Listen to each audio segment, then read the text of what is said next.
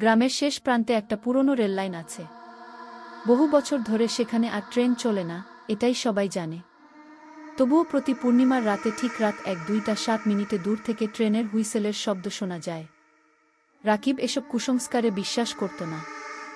এক রাতে সে সাহস করে রেললাইনের পাশে দাঁড়াল। হঠাৎ কুয়াশার ভেতর থেকে ধীরে ধীরে বেরিয়ে এলো একটি মরচে ধরা ট্রেন। আলো জ্বলছে, কিন্তু ভেতরে কোনো মানুষ নেই। দরজা নিজে থেকেই খুলে গেল। ভেতর থেকে একটা কর্কশ কণ্ঠ ভেসে এলো, একবার উঠলে আর নামতে পারবে না। রাকিব পিছিয়ে যেতে চাইল, কিন্তু পা নড়ল না।